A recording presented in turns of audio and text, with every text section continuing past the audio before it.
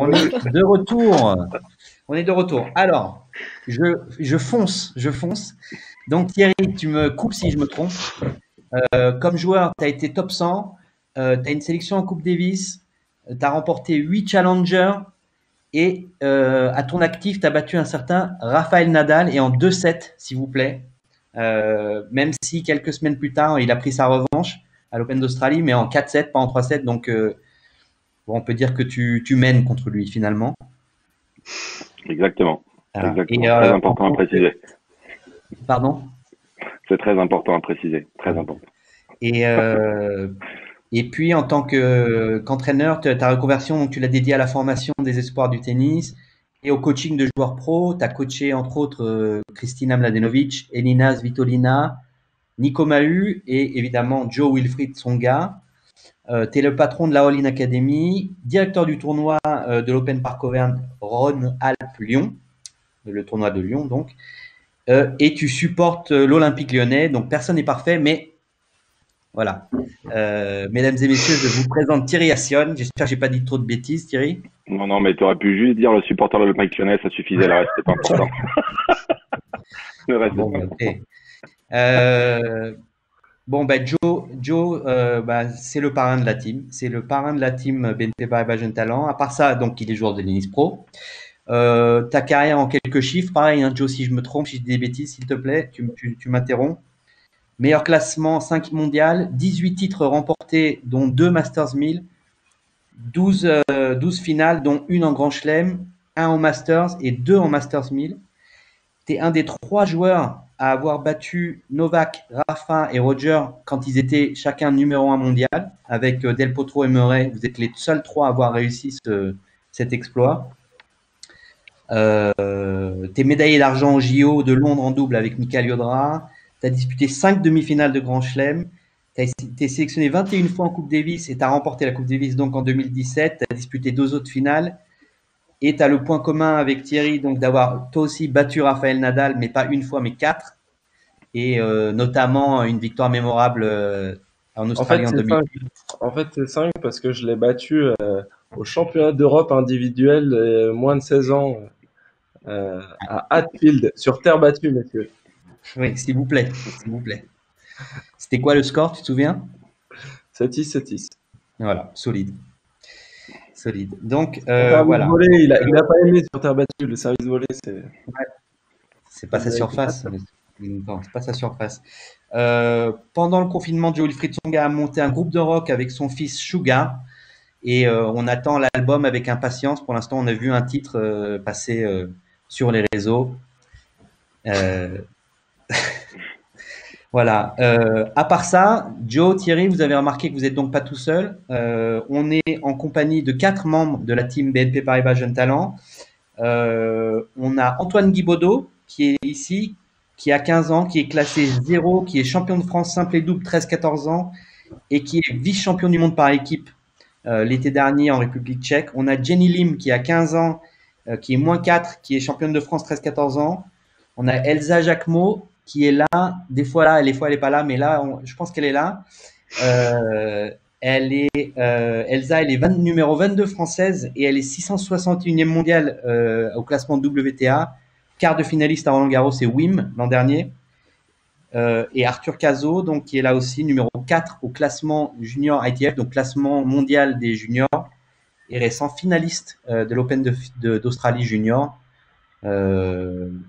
Malheureux perdant, mais finaliste quand même. Très belle 15 tournoi d'Arthur. Voilà, je pense que j'ai fait le tour de tout le monde. J'ai bon pour tout le monde presque. Oui, c'est parfait. Bon, super. On va commencer avec quelques questions. Je vais vous poser quelques questions rapidos, puis après les jeunes, vous allez commencer. Bon, Joe, la première question que je te pose et que tout le monde se pose, je pense, quand on ça au bout du fil en ce moment. Comment ça va? La santé, tout va bien? Oui, ça va mieux. Ça va mieux. Malheureusement, on peut plus réellement aller s'entraîner. Donc, pour moi, c'est un peu frustrant parce que je commence à aller mieux physiquement, mais je peux plus pas aller jouer au tennis. Mais sinon, tout va bien. Je l'ai assez bien récupéré de mes soucis et puis j'espère que on va être déconfiné le plus vite possible pour pouvoir à nouveau s'entraîner et repartir sur les compétitions. Alors, si tu peux pas jouer au tennis, c'est quoi l'activité qui se rapproche le plus du tennis que tu arrives à faire? Tu joues au tennis sur jeux vidéo, tu joues au ping-pong, Non, moi je fais du air tennis. Comme tous les joueurs de tennis qui sont passionnés, dès que je tombe sur ma raquette, je me fais des gestes à blanc, tout ça. Je m'imagine des scénarios comme quoi je suis en train de gagner Roland Garros et tout ça. Bref, non, je rigole, mais c'est un peu ça. C'est vrai que on a ça dans le sang depuis que je suis tout petit. Je joue au tennis pour vraiment enfin, j'ai commencé le tennis par passion au départ, comme chacun d'entre nous, je pense ici. Et puis, du coup, ça me manque. Et c'est vrai que j'y pense souvent, mais les seules activités que je peux faire qui s'en rapprochent, c'est dans ma salle de gym quand je fais des déplacements ou ce genre de choses. Bon, alors parmi les activités suivantes, je voudrais savoir lesquelles tu fais le plus en cette période où tu restes chez toi. Je vais les citer, tu vas me dire. Ménage, cuisine, gym, regarder des séries, composer de la musique donc, ou jouer avec ton fils. Alors, il y en a trois ou quatre là qui se tiennent entre la cuisine, le ménage, jouer avec mon fils et la gym. Voilà, je passe je passe la majorité de mon temps à faire ces quatre activités. Bon, super. Et quelle sera la première chose que tu voudras faire quand tu pourras sortir? Alors, quand je vais sortir, la première chose que je vais aller faire, je pense que c'est aller jouer au tennis. Ouais. Ah ouais, je crois bien. C'est sur ça on a tous nos petits fantasmes de qu'est-ce qu'on va faire quand on va sortir. Ça, c'est choper une raquette et aller jouer. C'est ça. Bon, super. Thierry, pareil, la santé, tout le monde va Tout bien? va très bien. Tout va très bien.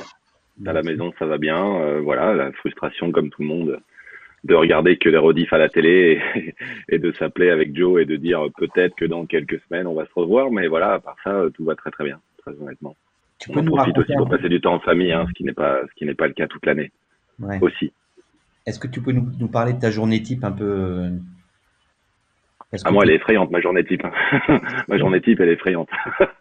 Je passe ma journée au téléphone à essayer de justement travailler, gérer l'académie, essayer de travailler pour proposer des programmations aux joueurs. On essaye de travailler avec les coachs justement, comme on a du temps pour justement travailler sur l'avenir, sur cet été. Il y a une tournée de tournois qu'on est aussi en train de mettre en place avec les joueurs, dont Joe. On y réfléchit régulièrement. Puis voilà, toutes les activités, voilà, on essaye de tout gérer. Donc voilà, c'est la place où je suis actuellement. Je dois y passer entre 8 et 10 heures par jour. Donc voilà, mais non, tout va très bien. C'est voilà, on prend du temps, ça nous permet aussi de se poser des questions et justement d'évoluer sur nos différents secteurs dans le tennis. En tout cas, voilà, une remise en question, ça fait du bien. Et pareil, la même question que j'ai posée à Joe, c'est quoi la première chose que tu vas faire quand tu pourras sortir en tant qu'homme libre, entre guillemets? Alors moi, je vais aller au resto. Moi, je vais aller au resto. Moi, je vais aller au resto. J'irai jouer au tennis juste après, mais d'abord, je vais aller au resto. Non, plus Faudra sérieusement, respecter un temps de digestion. on va vite. Exactement. Ouais, on va s'humidifier un peu la nuque pour être sûr de pas faire une insolation. Mais non, plus sérieusement, évidemment, vraiment, même si je suis passé de l'autre côté, le tennis me manque énormément. Voilà, échanger, parler de tennis et être sur le cours, vraiment, évidemment, ça manque. Donc, plus sérieusement, ouais, on a hâte de retourner sur les cours et de rapatrier tous nos joueurs et reprendre des bons moments et de repartager, ça va être important. Bon, super, super. Bon, je vais arrêter de parler parce qu'on n'est pas là pour m'écouter moi. Des questions. On a des questions de la part des membres de la team. On va commencer. Elsa, est-ce que tu m'entends? Ah, c'était la question piège. Oui? Bon, on va passer à Arthur parce que je vois qu'Arthur, il m'entend. Ouais, Arthur, vas-y. Est-ce que tu as des questions pour Joe ou Thierry? C'est le moment ou jamais. ouais, j'avais une question basique. C'est quoi vos activités que vous n'avez pas l'habitude de faire durant le confinement? Alors, les activités qu'on n'a pas l'habitude de faire, excuse-moi, j'ai pas entendu la fin de ta question. Ouais, juste, quelles sont les activités que tu n'as pas l'habitude de faire d'habitude? Euh, à vrai dire, pas mal de choses, hein. Je t'avoue que, en général, je suis organisé pour pas m'occuper de mon linge. Donc là, je passe mon temps à aller faire des machines et à les, et à les étendre dehors pour qu'elles sèchent. Qu'est-ce que je fais pas régulièrement? La cuisine, c'est vrai que quand je rentre à la maison, j'aime bien me faire des petits plats de temps en temps, mais bon, pas au quotidien. J'ai ma petite chérie qui s'en occupe régulièrement et ça me sauve bien la vie parce qu'entre les entraînements et tout ça, j'ai pas toujours le temps, voilà, de le faire. Qu'est-ce que voilà, là, je prends le temps aussi de travailler un peu sur les différents projets et notamment la All-in Academy qu'on a en commun avec Thierry. Et puis qu'est-ce que je fais d'autre? Je prends un peu de temps pour lire aussi. Voilà. Ok, merci. Qu'est-ce que tu lis, Joe? En ce moment, tu lis quoi? Là, j'étais en train de lire un livre là sur Kobe Bryant. C'est inspirant. Je suis très biographie. J'aime vraiment savoir un peu ce qui se passe chez les autres et comment ils ont géré, comment les anciens ont géré leur carrière ou comment justement les joueurs du moment euh, appréhendent les choses. C'est intéressant. Jenny, t'es avec nous, Ouais, Jenny? ouais, je suis Ouais? là. Ouais, vas-y, t'as des Du questions? coup, je vais demander combien de temps tu fais de physique par jour, comme tu fais plus de tennis. Alors en ce moment, moi je fais des séances de 2 heures par jour, tout simplement parce que c'est vrai que je sais pas du tout quand est-ce qu'on va être déconfiné et, euh, et donc le but aussi dans tout ça, c'est c'est de pas être trop comment dire, d'être déjà au bout du rouleau quand ça va recommencer, mais aussi de garder un peu de fraîcheur. Donc j'essaie de faire une belle séance avec pas mal d'intensité, 2 heures par jour. C'est pas un peu le piège de tout ça, de s'entraîner sans savoir? Parce que les entraînements, normalement, sont très spécifiques par rapport à des échéances. C'est ça qui est hyper compliqué, non, dans cette période aussi? Ouais, alors après c'est le problème un peu du tennis, qu'on a énormément de compétitions durant l'année, on a du mal réellement à s'entraîner comme d'autres sportifs, on va dire, qui s'entraînent peut-être 6 mois pour 3 mois de compétition.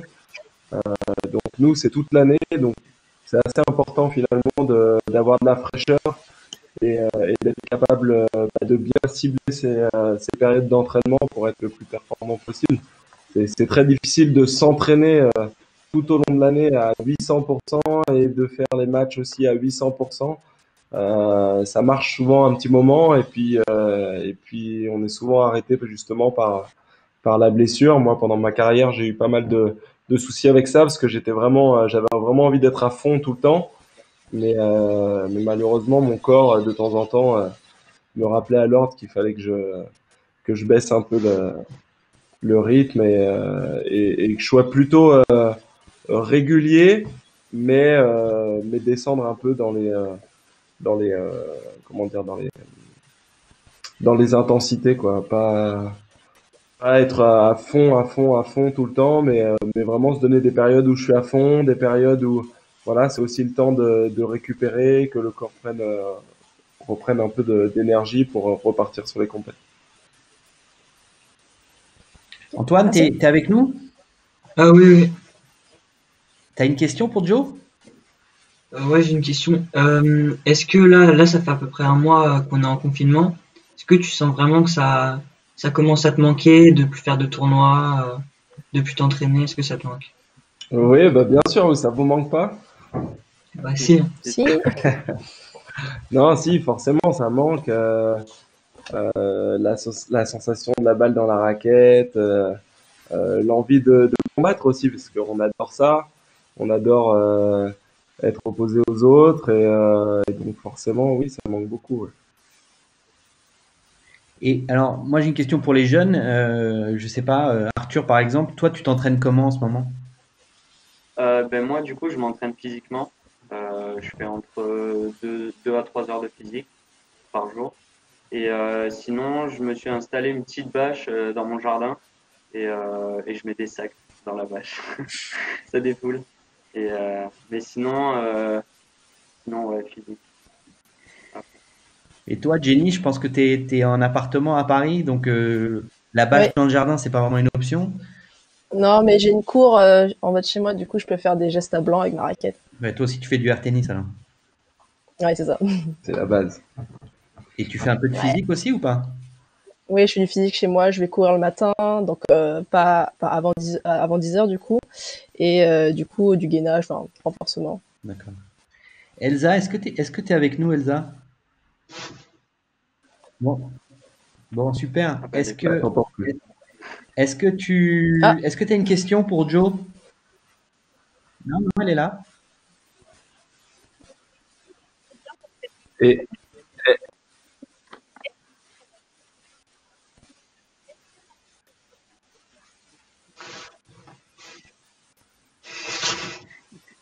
Alors,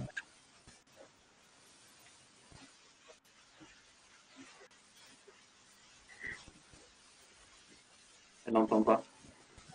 on avait 15 ans, j'avais pas de téléphone. vas-y, Elsa, pose ta question. Elle n'entend pas bien. Oui, je t'entends très bien.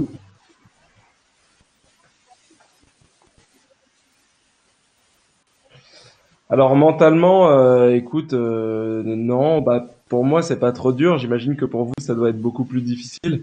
Moi ça fait 20 ans que je joue. J'adore ça évidemment, mais j'ai aussi à côté de ça ma petite famille dont je dois m'occuper. Donc bah ça me permet voilà, de passer du temps avec eux. J'essaye de prendre les choses positivement pour que ça passe aussi un petit peu plus vite. Antoine, tu avais une question pour Thierry? Ouais, j'avais une question. Comment toi tu vois la reprise des tournois? Est-ce que tu as des informations sur quand ça va être? Est-ce que tu sais un peu? Bah, nous, en fait, on a réussi, on essaye d'avoir le maximum d'informations, que ce soit du côté FFC, du côté ATP, du côté ITS, qu'on a quand même régulièrement des réunions. Et est-ce qu'on a une idée de quand est-ce que ça va reprendre? Écoute, le circuit international, on n'a aucune visibilité pour l'instant, donc que ce soit ITF pour vous ou même Tennis Europe ou ATP WTA, pour l'instant, on n'a pas vraiment de visibilité. Sur le circuit un peu plus français, national, pour reprendre une compétition sur le territoire, on va essayer enfin, en tout cas, on va être prêt pour essayer de reprendre vers fin juillet, vers le 20 juillet, et puis que ce soit décalé de quelques jours, mais en tout cas, on tiendra prêt pour cette période-là. Après, sur le circuit international, malheureusement, il y a tellement d'enjeux que pour que le circuit international reprenne, il faut que toutes les frontières se réouvrent.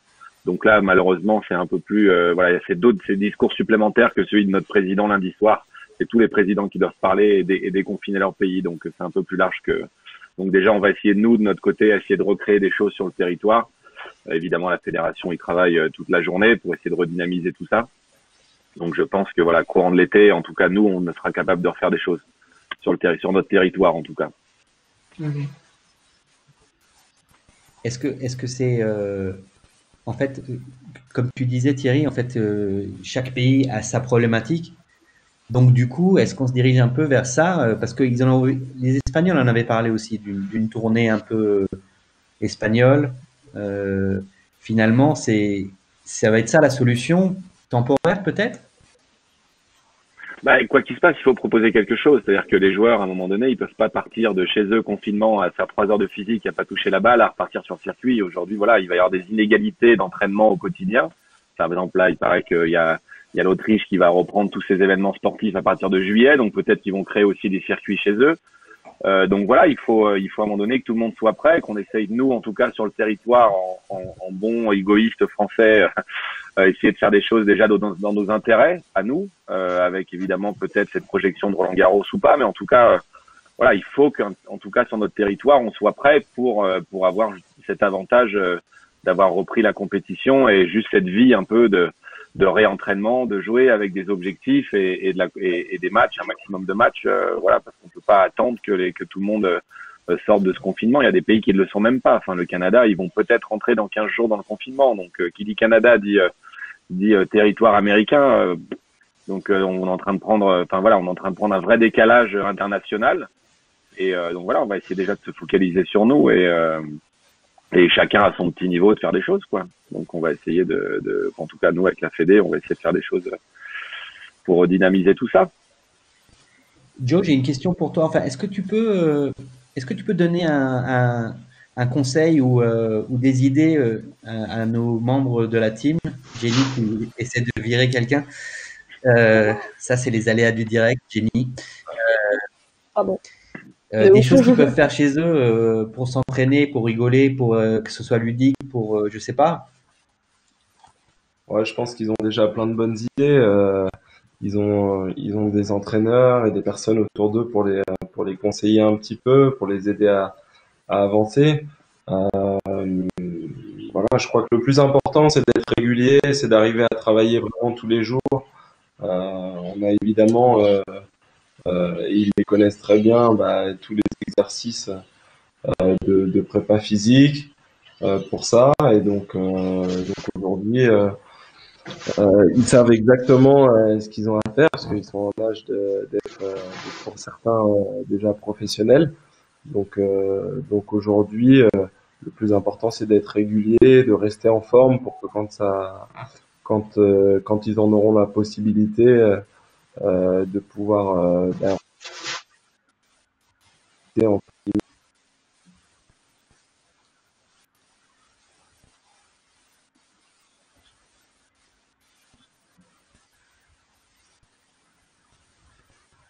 Est-ce qu'il n'y a pas, par exemple, ça me fait penser quand vous passez beaucoup de temps dans les hôtels, les joueurs de tennis. Et moi, des fois, je vous ai croisé dans des hôtels. Il y a les couloirs, des fois, deviennent des zones d'entraînement physique, ou alors des couloirs dans des stades devant les vestiaires. On se croirait dans un gymnase, quoi. Oui, bien sûr, on a tous vécu ça. Et Thierry me contredira pas surtout dans les catégories un peu plus jeunes où finalement, des fois, on était justement dans des hôtels là. Pardon. Maintenant, on a la chance d'être dans des hôtels où on a des salles de gym et ce genre de choses, mais les plus jeunes, quand tu es junior, quand il y avait des circuits satellites, quand il y avait des circuits futurs, on se retrouvait dans des tout petits hôtels, parfois dans des Formule 1, parfois dans des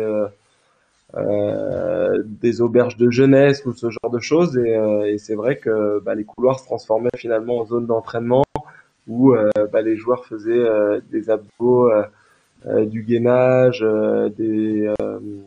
travaillaient leurs pieds, faisaient des accélérations, sortaient les élastiques pour préparer les articulations à jouer. Donc oui, ça arrive régulièrement dans dans dans un certain cadre, ça arrive régulièrement que les joueurs soient amenés à être dans les couloirs. Tiens, on a des questions qui arrivent sur un chat. J'ai une question pour vous deux, pour Thierry et Joe, qui vient de. Alors je vous dirai le nom tout de suite parce que je l'ai pas là, mais j'ai la question. Quel conseil peut-on donner à un joueur de 10 ans qui est mauvais perdant? Comment est-ce qu'on peut l'aider à prendre un peu de recul, à pas être mort dans l'âme après une défaite, quoi. Peut-être toi, Thierry? Ah, parce que moi, j'ai le rôle de coach, donc j'ai plus de recul que les autres, c'est ça? Non, mais aujourd'hui, c'est juste non, mais bien sûr, mais aujourd'hui, mais quel que soit l'âge, en fait. C'est justement essayer de se focaliser sur le jeu, sur la prestation, en fait. Voilà, de focaliser les émotions sur le jeu, sur ce qu'on a envie de faire, ce qu'on a envie de développer et de la façon dont on a envie de jouer. Ça permet de mettre un peu moins d'état d'âme, de se focaliser un peu moins sur le score. Malheureusement, on sait à l'âge de 10 ans qu'il y a beaucoup de joueurs qui étaient bien plus forts que nous, mais qui nous faisaient des rondelles à 8 mètres de haut et aujourd'hui, ils jouent plus du tout au tennis et certains qui sont aujourd'hui des champions. Donc, voilà, faut accepter ça. Aujourd'hui, c'est vraiment avoir une vision à long terme sur le jeu, focaliser sur le jeu et la façon dont on veut jouer, la façon dont on veut développer son jeu, ses qualités ou ses non-qualités d'ailleurs. Mais voilà, je pense que c'est important de remettre à l'essentiel. La victoire, c'est la conséquence en fait. C'est juste la conséquence d'un travail au quotidien et d'une vision. Alors à 10 ans, c'est un peu plus compliqué, surtout quand on a les parents qui sont attachés au grillage et qui font des bons partout et tout ça. Mais non, faut être juste vigilant par rapport à ça. Vraiment, ces objectifs de jeu et des objectifs à long terme.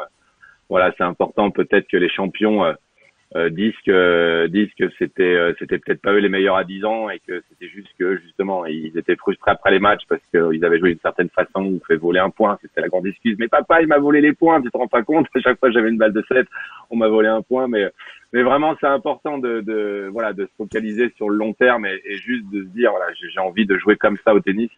Et ça peut enlever 2-3 frustrations. Enfin, en tout cas, voilà, une partie. Parce que, quoi qu'il se passe, on a envie de gagner, quoi. La compétition, c'est la gagne. Mais de temps en temps, ça permet de prendre un peu de recul. T'étais Voilà. mauvais perdant, toi, Joe? Oui, alors moi, mais je crois qu'en fait tous les champions sont très très mauvais perdants. Il faut pas se voiler la face. Je pense que c'est pas une tare de d'avoir envie de gagner. Quand on est jeune, il y a évidemment beaucoup plus de frustration parce qu'on a du mal à gérer ses émotions. Euh, Ça arrive parfois aussi adulte, hein, il n'y a pas de souci. Le but justement, c'est de savoir le gérer. Le plus important, évidemment, c'est d'être toujours rester correct, poli avec son environnement, parce que je crois que voilà, ça sert à rien de reporter sa colère ou sa frustration sur les autres. Mais je crois que c'est une bonne chose d'être mauvais perdant quand on a envie d'être un champion. Je crois que les meilleurs joueurs du monde comme Rafa, comme Djoko, comme Toi? Roger, ils détestent perdre. C'est un de leurs Comme Joe. une des choses entre guillemets qu'ils ont vraiment en commun, c'est que la défaite ils veulent pas l'avoir. Et donc c'est important de garder ça, mais tout en essayant évidemment de le mettre dans un cadre, de le contrôler pour rester toujours correct et fair play et dans les valeurs du sport. C'est le refus de la défaite, en fait, hein, c'est ça, hein. C'est ça, Refuse to lose. c'est ça. C'était une question de Johanna, Johanna Gage. J'ai une autre question pour toi, Joe. Est-ce que tu es en contact avec d'autres joueurs? Est-ce que tu sais comment se passe leur confinement? Est-ce que vous discutez entre vous comme tout le monde discute entre tout le monde? Est-ce que toi, tu es en contact avec d'autres joueurs et avec qui? On veut savoir, on veut les petits secrets. Alors vous allez être déçus, hein. Vous allez être déçus. Non, mais c'est vrai que moi je suis pas. Voilà, j'ai toujours eu entre guillemets mon petit environnement avec mes amis d'enfance. J'ai gardé tous mes amis d'enfance. Et c'est vrai que entre guillemets, j'étais pas forcément à la recherche de potes quand je suis allé au tennis. Mais ouais, on a des copains, mais on discute pas vraiment de ça parce que on a plus tendance à parler de nos enfants ou de ce genre de choses quand on s'appelle plutôt que du tennis. Ça reste un sport individuel, on fait chacun les choses un peu de notre côté. Euh, voilà, il y a un peu plus d'affinité évidemment avec les joueurs français puisqu'on se retrouve ensemble, on est en équipe ensemble, donc on vit des choses en commun et euh, forcément la langue facilite les choses. Mais ouais, aujourd'hui, quand on s'appelle, moi, je m'entends bien avec beaucoup de joueurs, hein, mais notamment en ce moment avec Jérémy Chardy, par exemple, qui vient d'avoir un petit garçon. C'est sûr que quand on vient à s'appeler, on parle plus de ça finalement que de tennis. Ouais. Donc t'as pas d'infos croustillantes sur un joueur qui est en train de devenir barjo chez lui et qui en peut plus, quoi. Non, Bon, non, non, non. ça c'était une question de Sacha. J'ai une autre question là qui est peut-être pour toi, Thierry. C'est quoi l'agenda? Quel serait l'agenda idéal d'un enfant de 10 ans entre technique mentale, de jeu et de physique, en fait? S'il y a un équilibre à avoir ou sur quoi il faut peut-être plus mettre l'accent? En termes de proportion, Ouais.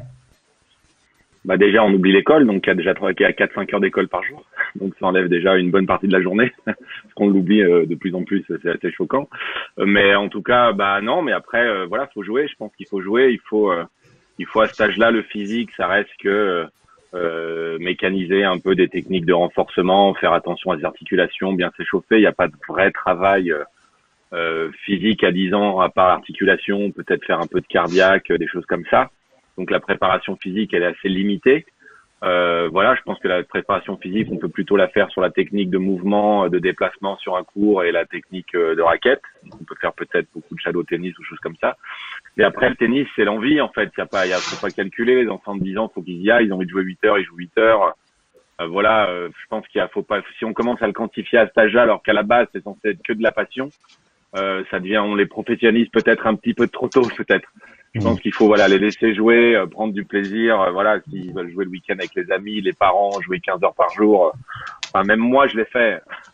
Donc, voilà, donc, non, je pense on le fait tous. Je pense, voilà, qu'il faut peut-être pas trop quantifier à 10 ans. Après 12, 13, 14, c'est différent parce qu'on commence à faire les circuits internationaux, donc beaucoup voyager. Mais 10 ans, ça reste quand même encore de la découverte, quoi. On découvre le jeu, donc pour le découvrir, faut pas hésiter à aller le pratiquer, quoi.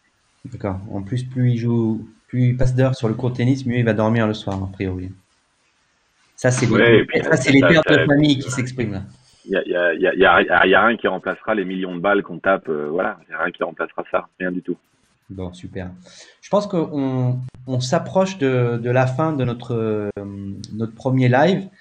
Tout d'abord, je voudrais remercier tout le monde d'avoir été là, malgré les défis techniques des uns et des autres. Mais la beauté du truc, c'est qu'au bout du compte, on a réussi. Vous avez réussi. Donc, bravo. J'espère que ça a plu à tout le monde. Je vais pas tarder à vous dire au revoir. Deux choses. Premièrement, en fait, comme Joe, on va pas te revoir bientôt, je pense. En tout cas, pas tout de suite. On t'a préparé une petite surprise, peut-être un peu tôt, mais une micro surprise.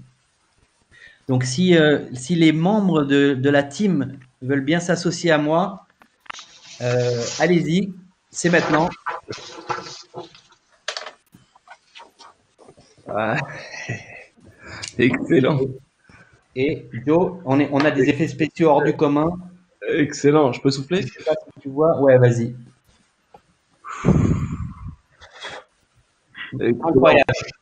Incroyable. Comme quoi, ça marchait pas bien. Bon. Joyeux anniversaire en avance. Ouais, c'est trop sympa. Merci à tous. Ouais, merci. Anniversaire en avance. Ça te fait quoi, 26, 27? Là, 22.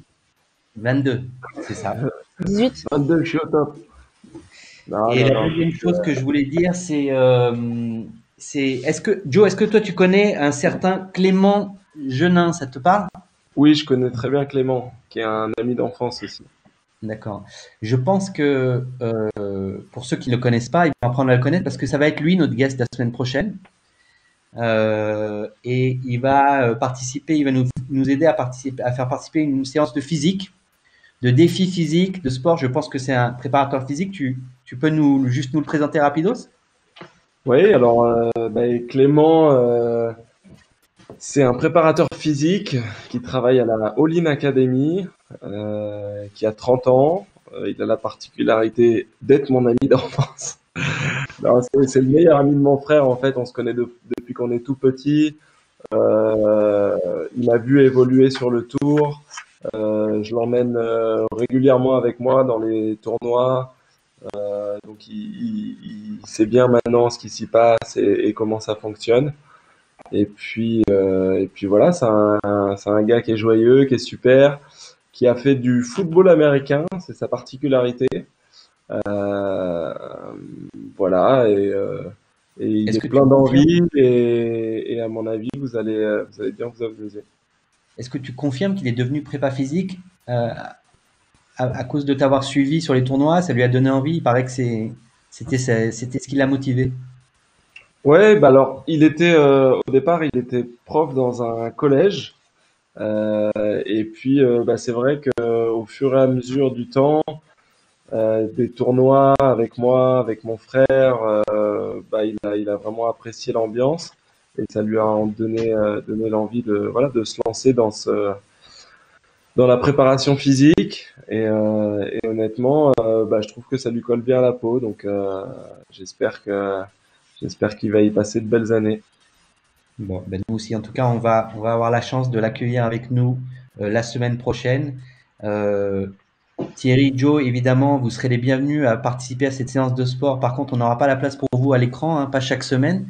Mais vous pouvez nous regarder, comme tout le monde le fera, se joindre à nous pour les défis sportifs. Et on aura d'autres membres de la team avec nous parce qu'il y a une vingtaine, ils sont une vingtaine, donc ils vont tourner et on va se retrouver mercredi prochain pour la nouvelle masterclass de la team BNP Paribas Jeunes Talents à 17h, même endroit, même moment, pas les mêmes personnes. Moi, je serai là. Et en attendant, ben, merci beaucoup à vous deux d'abord d'avoir été avec nous. Merci aux membres de la team. Merci. Quelqu'un a un dernier mot? Quelqu'un veut dire un dernier mot? C'est le moment ou jamais. Bah, juste un petit mot pour remercier tous ceux qui nous écoutent et qui sont pas là. Dans un premier temps, merci Ellie d'avoir coordonné tout ça. Et puis, bah, je vous embrasse tous. Et puis, j'espère que vous bossez bien. Et en attendant ce déconfinement, que je puisse vous regarder à la télé dans quelques temps. Moi, je pense que c'est un bon mot de la fin. Bon, merci à tous et restez chez vous. Profitez de votre chez vous et puis on se revoit tous en chair et en os bientôt. On croise les doigts. Merci. Salut.